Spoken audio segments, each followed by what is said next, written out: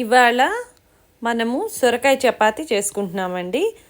దీనికి కావాల్సింది మనకి సొరకాయ, దాన్ని నేను పొట్టు తీసేసి తురిమేసుకుంటాను.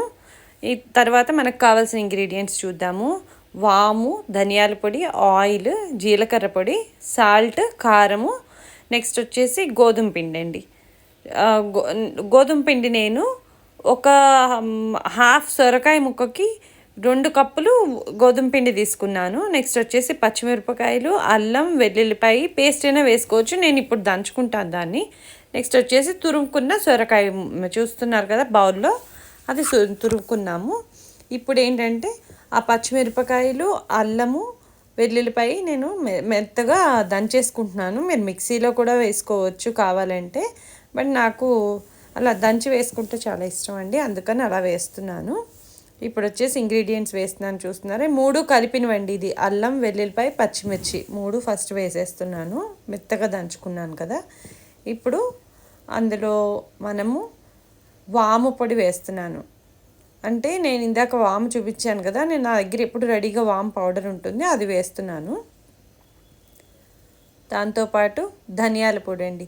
వాము ఏంటంటే కొంచెం మనకి డైజెషన్ ప్రాబ్లం ఉన్నా బాగుంటుందండి, డైజెషన్ ఇంప్రూవ్ అవుతుంది అండ్ ఫ్లేవర్ కూడా చాలా బాగుంటుంది.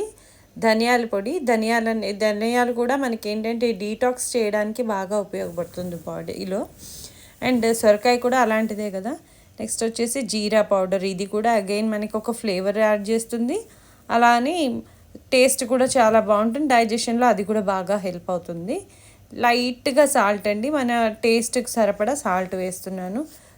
అవాయిడ్ చేసేవాళ్ళు మొత్తానికి అవాయిడ్ చేసినా ఏం కాదు, బట్ లైట్గా ఒక పించ్ సాల్ట్ నేను వేసుకుంటున్నాను. ఇప్పుడు ఇవన్నీ వేసుకుని మెల్లగా కారం కూడా మన టేస్ట్కి తగ్గట్టేనండి. నేను ఒక 3-4 పచ్చిమిరపకాయలు తీసుకున్నాను, అల్లం, వెల్లుల్లిపాయ వేసాను.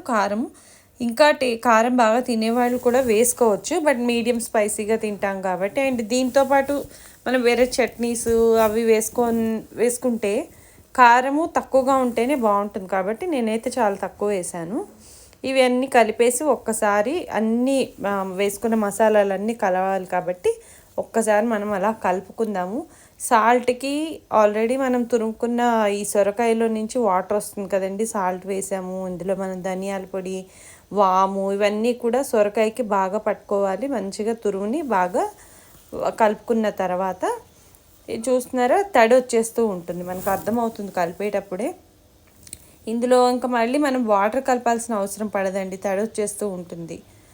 ఇప్పుడు మనం బాగా పైనుంచి కింద దాకా ఒకసారి అలా మిక్స్ చేసేసుకొని 1 నిమిషం రెస్ట్ ఇవ్వచ్చు, బట్ నేను వెంటనే కలిపేస్తున్నాను.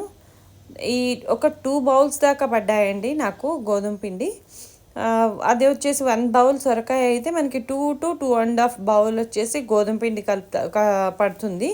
గోధుమ పిండితో పాటు మనం కావాలంటే కొంచెం రాగి పిండి, లేకపోతే ఒక 1/2 కప్ శనగపిండి, జోవర్ పిండి ఏవైనా కూడా వేసుకోవచ్చు. దాంతోపాటు కొద్దిగా పెరుగు కూడా వేసుకోవాలండి.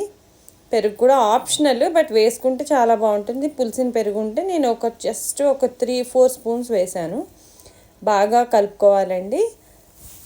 మిశ్రమం అంతా మంచిగా ముద్దగా మనం గోధుమ పిండి ఎలా అయితే చపాతీలు కలుపుకుంటామో అలాగే కలుపుకున్న తర్వాత ఆయిల్ వేసుకోవడం వల్ల చేతికి అంటుకోకుండా ఉంటుందన్నమాట. సో నేను ఆయిల్ వేసుకుంటున్నాను. ఆయిల్ వేసేసి శుభ్రంగా బాగా పిండికి అద్దుకొని నెక్స్ట్ వచ్చేసి దాన్ని రెస్ట్ ఇచ్చేసేయాలండి. పిండి మనము అరగంట సేపు పక్కకు పెట్టేసుకోవాలి. అరగంట తర్వాత మనము ఒత్తుకోవాలండి. పిండిలో బాగా అద్దుకొని చిన్న చిన్న ముద్దలు తీసుకొని నాజుగ్గా ఒత్తుకోవాలండి. ఒత్తుకున్న తర్వాత స్టవ్ ఆన్ చేసి పెనం పెట్టేసుకొని, ఇవి ఏంటంటే మనం నెయ్యి ఉంటే నెయ్యితో కాల్చుకుంటే బాగుంటుంది, లేదంటే ఆయిల్ యూజ్ చేసేవాళ్ళు ఆయిల్ కూడా యూజ్ చేయొచ్చు. ఎలాంటి పెనం అయినా దీని మీద ఇబ్బంది ఏం లేదండి. నాన్ స్టిక్ ప్యాన్ కానీ నార్మల్ ప్యాన్ కానీ ఏదైనా కానీ చాలా బాగా వస్తుంది, మనకి ఇబ్బంది ఏం లేదు. చూస్తున్నారా, చాలా జాగ్రత్తగా తీసుకోవాలి, ఎందుకంటే చపాతీలతో పోలిస్తే ఇది నాజుగ్గా ఉంటుందన్నమాట. వేసేసుకొని అలాగా తిన్నగా కూడా ఒత్తుకోగలిగిన వాళ్ళు ఒత్తుకోవచ్చు, బట్ ప్రాక్టీస్ చేస్తూ ఉంటే బాగానే వస్తుందండి. బాగా పొయ్యి వేడెక్కింది, పెనం వేడెక్కిన తర్వాత అలా కాల్చుకుంటున్నాను. చూడండి, ఒక సైడు అది ఫుల్ స్టీమ్ పెట్టకూడదు, ఎందుకంటే లోపల కూరగాయలు మనకి పచ్చిగా ఉంటాయి కాబట్టి. మెల్లగా సన్నసెగనే మనం కాల్చుకోవాలి. అటువైపు ఇటువైపు తిప్పుతున్నాను చూసారా, అది కాలకుండానే మనం తిప్పేసామంటే చిరిగిపోతుందండి. అటు ఇటు కొంచెం సాట్ చేస్తూ గరిటతో అలా ఒత్తుకుంటూ ఉంటే సెగ తగిలి బాగా లోపల ఉన్న కూరగాయలు కూడా మనకి బాగా మగ్గుతాయి అన్నమాట. ఏం లేదండి, సింపుల్. స్టార్టింగ్లో కొంచెం ఇబ్బంది అనిపించినా చేస్తూ చేస్తూ ఉండగా మనకి ఈజీగా వచ్చేస్తుంది. నెయ్యి వేస్తున్నాను చూసారా, కొంచెం ఒక స్పూన్. కానీ నెయ్యి అవాయిడ్ చేసేవాళ్ళు చేయొచ్చు, బట్ నేను ఆవు నెయ్యి వాడతాను, అందుకని ఆవు నెయ్యి వేస్తున్నానండి. రొట్టెలకి చపాతీలకి వేయకపోయినా పర్వాలేదు, బట్ ఇలాంటి వాటికి మనం ఆయిల్ వేస్తేనే టేస్ట్ వస్తుందండి. లేని వాళ్ళు బాగా లేదు ఆయిల్ తినకూడదు అనేవాళ్ళు అలాగే కాల్చుకోవచ్చు, బట్ స్మూత్నెస్ అంతా అనిపించకపోవచ్చు, కొద్ది కచ్చగా అనిపిస్తుంది. ఆయిల్ వేసినా నెయ్యి వేసినా కొంచెం పొంగు చూపిస్తుంది మనకి, అందుకనేసి కొద్దిగా, అది కూడా మునిగిపోయేలాగా పోయలేదు నేను, చూస్తున్నారు కదా, అలాగా రెండు వైపులా బాగా కాల్చుకుంటూ ఉండాలి. అలా గరిటతో మనం ఒత్తడం వల్ల ఏంటంటే లోపల కూడా మగ్గుతుందండి వేడి వెళ్ళి. ఈ పెనం కూడా నాది ఏంటంటే చాలా పలచగా ఉంటుంది కాబట్టి తొందరగా కాలుతాయండి, వేడి బాగా ఉంటుంది. Non stick pan, light weight pan అనమాట ఇది. చూస్తున్నారా, ఇంతేనండి, చాలా సింపుల్. మనము ఎంత ఒక కాసేపు పనండి తురమడము, అది కొంచెం అన్నీ రెడీగా పెట్టేసుకున్నామంటే ఇందులోకి మనం కర్డ్ వేసుకొని ఏమన్నా ఇంతకుముందు మన దగ్గర చట్నీలు అలాంటివి ఉన్నా అయిపోతుందండి. అంతే, టేస్ట్ పెరుగు పెట్టేసుకొని తినేసేయచ్చు. చాలా సింపుల్ ఐటమ్ అండి. ప్రతి పూట ఏది వండాలి లేకపోతే ఏంటని చూసుకోకుండా ఒక సొరకాయ ఉంటే, పచ్చిమిరపకాయలు ఉంటే చాలు మనకి. ఇలాగే వేరే వేరే కూరగాయలతో కూడా చేసుకోవచ్చు. సొరకాయ అనేది మనకి డీటాక్స్ చేయడానికి బాగా ఉపయోగపడుతుంది బాడీలో. సొరకాయతో పాటు మనం కీరా ఇలాంటివి వేసుకుని చేసుకోవడం వల్ల హెల్త్ బెనిఫిట్స్ చాలా ఉంటాయండి వీటిలో.